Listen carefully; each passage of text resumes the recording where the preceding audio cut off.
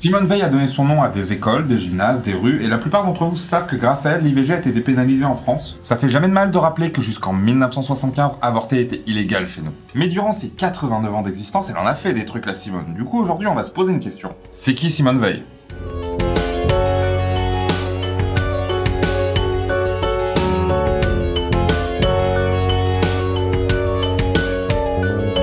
Simone commence dans la vie en tant que Simone Jacob. Elle est juive, et ça vaudra à sa famille d'être déportée dans le camp de concentration de Auschwitz-Birkenau en 1944. Déportation qui l'influencera toute sa vie dans ses choix et ses prises de position. Bon, sauf la fois où elle a soutenu la manif pour tous. On fait tous des erreurs. À la fin de la guerre, elle rentre en France et passe une licence de droit, mais c'est pas ça qui nous intéresse aujourd'hui, on va plutôt parler de sa carrière politique. En 1974, elle sera nommée ministre de la Santé et sera chargée de présenter le projet de loi sur l'interruption volontaire de grossesse, ou IVG comme on dit. Faut savoir que la contraception n'avait été légalisée qu'en 1967, et l'avortement était encore passible de prison. Et celles qui y avaient recours le faisaient souvent clandestinement, au péril de leur vie. Pour remettre un peu de contexte, en 1971 est signé le manifeste des 343, qui est une pétition parue dans le Nouvel Obs, rédigée par Simone de Beauvoir et signée par elle-même et 342 autres femmes qui avouent s'être fait avorter. Ce manifeste se termine par une demande d'accès à la liberté d'avorter. Ensuite, en 1973, suivra le manifeste des 331, une pétition encore une fois parue dans le Nouvel Obs, signée cette fois par 331 médecins revendiquant avoir pratiqué des avortements. Ça peut avoir l'air de rien comme ça aujourd'hui, mais encore une fois, rappelez-vous que tous étaient passibles de prison pour avoir subi ou pratiqué un avortement.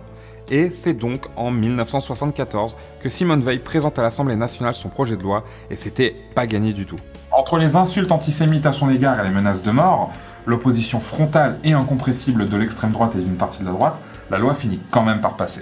Cette loi, qu'on connaît sous le nom de loi Veil, autorise l'IVG si c'est de la volonté de la mère, que c'est autorisé par un expert et qu'il n'y a pas d'autre alternative. C'est une avancée monstrueuse pour les droits des femmes qui à l'époque n'avaient le droit de vote que depuis 30 ans, mais il reste encore énormément à faire. On répète souvent que les hommes naissent libres et égaux en droit, mais quand il s'agit des femmes, ça reste une histoire compliquée.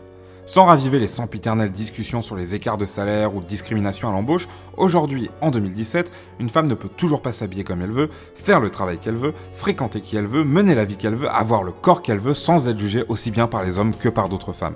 Vous aurez beau dire « Oui, mais moi je m'en fous, elles font ce qu'elles veulent avec leur vie », tu n'es pas la majorité, Bobby. Demandez à vos mères, à vos sœurs, à vos copines si elles peuvent vraiment faire ce qu'elles veulent de leur vie. J'ai des doutes sur le fait qu'elles vous répondent simplement oui. On a beau avoir l'impression qu'on a atteint un stade où chacun est libre de disposer de sa vie et de son corps comme il l'entend, en réalité le chemin à parcourir est encore long. Et la mort de Simone Veil ne doit pas nous faire oublier tout le travail qu'elle a effectué, et encore moins celui qu'il nous reste à faire. Pour citer une autre Simone, n'oubliez jamais qu'il suffira d'une crise politique, économique ou religieuse pour que les droits des femmes soient remis en question. Ces droits ne sont jamais acquis. Vous devrez rester vigilante votre vie durant.